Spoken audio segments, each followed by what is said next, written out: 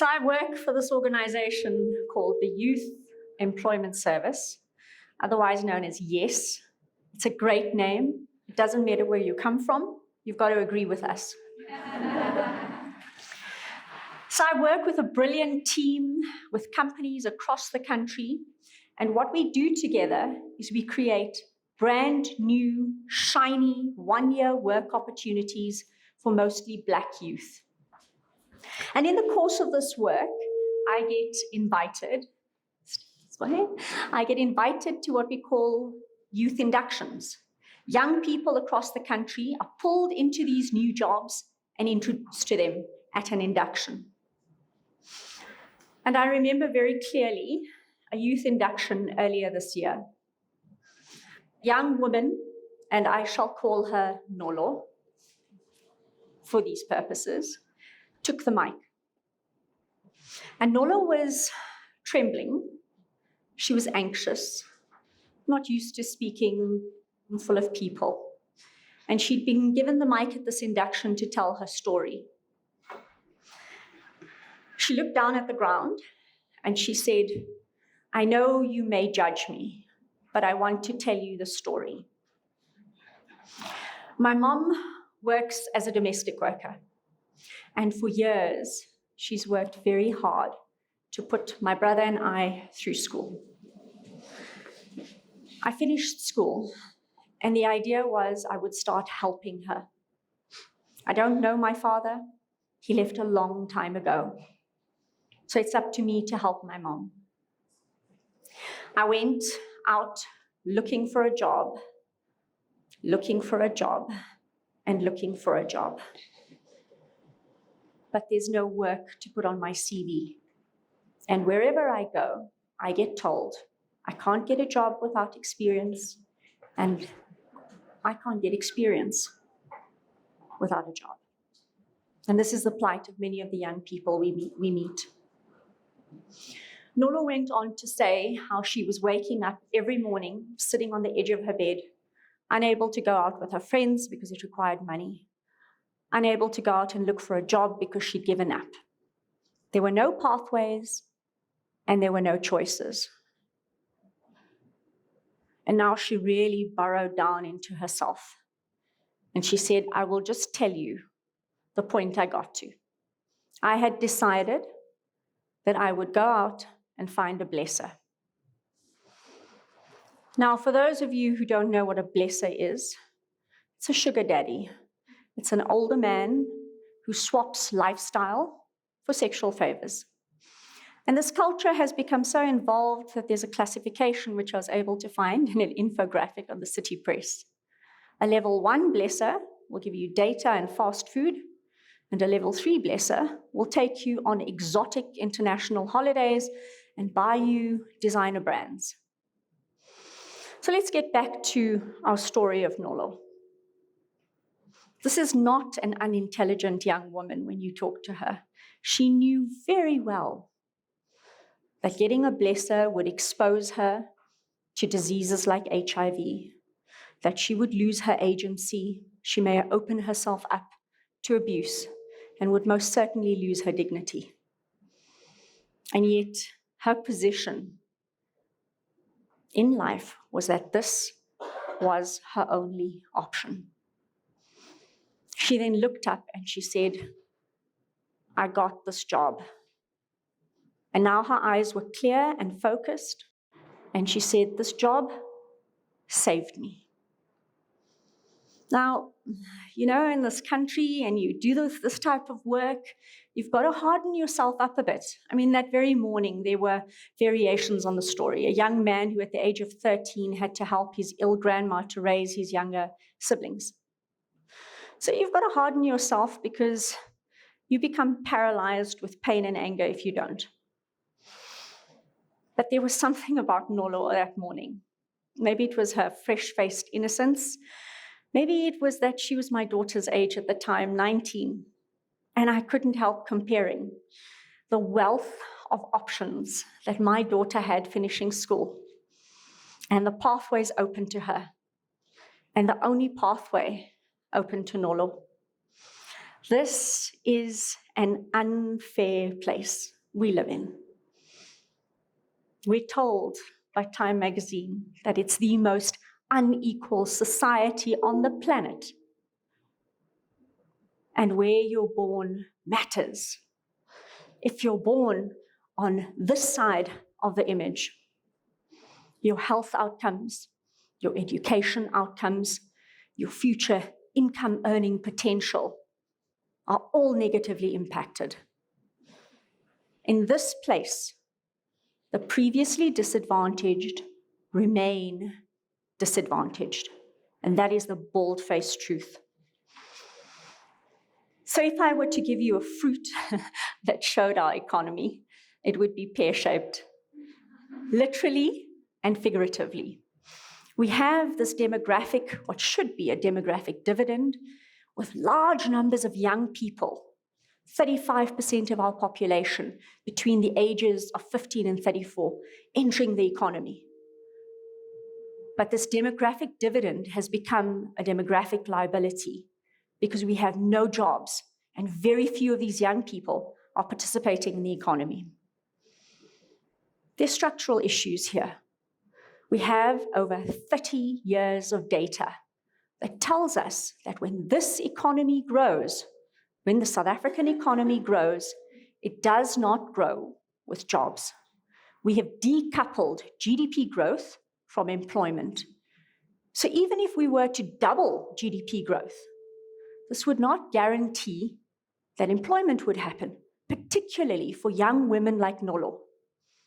And in fact, she's one of the privileged ones, having graduated from high school. 56% of the youth entering the labor force each year don't have a matric certificate. The average age for a South African graduate to get a job is 30. So we sit with this very skewed economy. We sit with large numbers. Over 55% of our youth population are spatially distant from jobs because of the legacies of apartheid. The economy is concentrated in the metros, and in the economic hotspots, what do they hire? Skills, robots, AI, automation. And so we have the skewing. If we don't develop determined and thought through strategy to pull young people like Nolo into the workplace, they won't end up in the workplace. So we sit with this problem, 6.7 million. And you know, we talk big numbers and we forget to think about what they mean. Let me put this into perspective for you. Imagine across the country, young people going into their final year of school. The average number of young people is 650,000 per year. Now, do the math. For 10 years, for an entire decade, not one of those young people gets a job. And now the 6.7 million number starts to become real. There's a cost. There's a cost to this many young people not getting into the dignity of a job. There are costs of criminal behavior. There are health costs, the costs of substance abuse. And I'll give you the financial cost to the fiscus. An unemployed person costs the state 1.2 million over a lifetime. Again, I'll do the math times 6.7 million, 7.9 trillion. This is a number that would bring this country to its knees. And this is why in early 2017, when the economy was facing a crisis, business, labor, and government come together and say, we've got to address some of these hairy, big problems the economy is facing. And of course, one of the big ones is youth employment. And so a series of special purpose vehicles or experiments are created to try to drive determined strategies in those spaces. And yes, is one of them. In 2017, I was appointed as the CEO and began a process of innovating the strategy and design of YES. And there were three main areas we focused on. The first was policy. We worked with all the government departments. I had a parking space at the union buildings. Particularly with the DTI, we worked on an incentive, a benefit. where government said there will be a reward and an incentive on the BE scorecard for companies who invest in youth jobs. And then we worked on digital and behavioral strategies, and finally on reimagining work. We're quite proud of our digital strategy, and this has two prongs. The entire Yes heart, the heart of the machine, is a fully digitized central body. This allows us to be frugal, to be lean, and ensures that most of the money that comes to us isn't squandered on administration, but is able to go through to beneficiaries. The second part of the strategy is that every Yes youth that is placed gets a smartphone. And that smartphone has zero-rated apps from a local telco. This means that youth do not pay for data on those apps. And what do we deliver through those apps? We give them access to a digital address so they can be found online anywhere in the country. We allow them to transact financially, and we deliver the most beautiful soft skills training program that is illustrated, graphic-rich storytelling with young people in films who navigate the world of work. In addition, we've taken best practice from all over the world. Angela Duckworth on grit, Brené Brown on resilience. And we've taken this and pulled it into a curriculum that nudges and rewards and drives a growth mindset in our young people. We're also very interested in their socio-emotional growth over the course of the year. And we ask them questions wherever they are in the country. How are you feeling this week? And we can watch as young people like Nolo, who are overwhelmed with anxiety in their first weeks, grow in confidence and in happiness. The third area we work in is reimagining work. New places, new spaces, new faces, new industries, new career pathways for young people who have nothing on their CV. We need to find spaces where the entry barriers into these jobs are low. And so young people in their thousands can start to move into the economy. So to do this, we developed a sort of Robin Hood Airbnb model. What does this mean? Our wealthy companies from the metros, we take salaries for youth from them, and we pass them through Yes into the most beautiful social enterprises, NGOs, and SMEs that are running localized projects in communities with high unemployment rates, whether they're in townships, peri-urban areas, or rural areas. And we work with a team of economists to ensure that these unlock deeper and bigger value chains in these communities.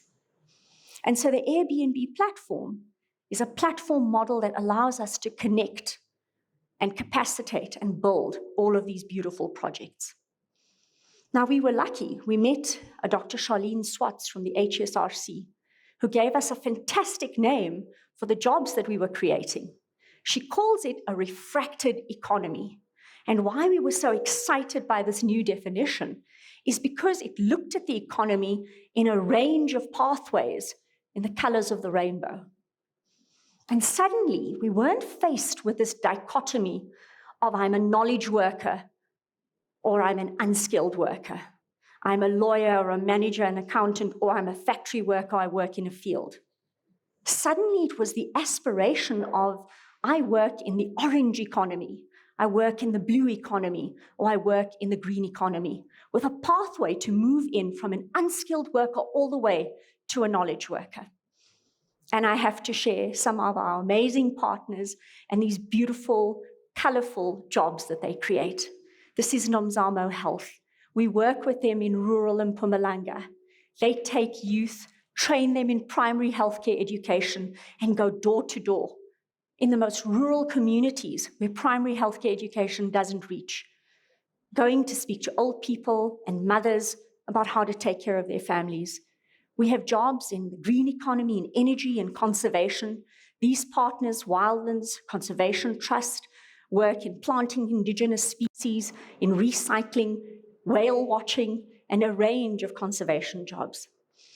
In the creative, cultural, and leisure space, we have young people who are learning how to take care of the big five, how to create an economy in our tourism areas that they can participate in. And these jobs have amazing multiplier effects because they attract tourist dollars, and these young people are actually helping us to grow the economy.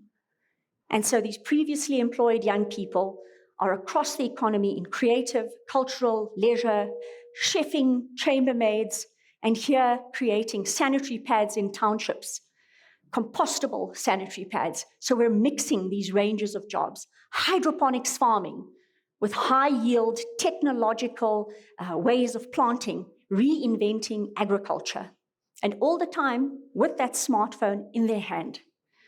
And this is how we created 29,104 brand new jobs in under 11 months in an economy that is not growing and that is shedding jobs.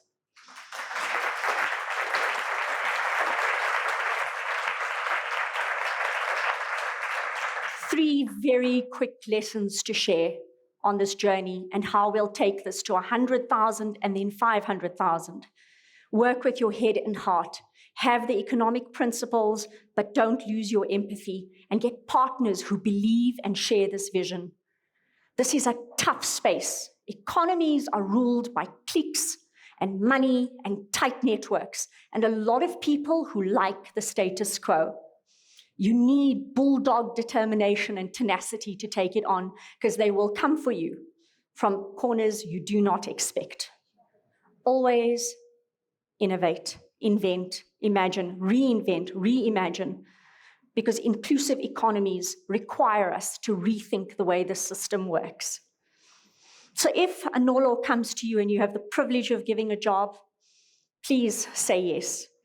More than any place, because we are the most unequal place. South Africa needs you to say yes.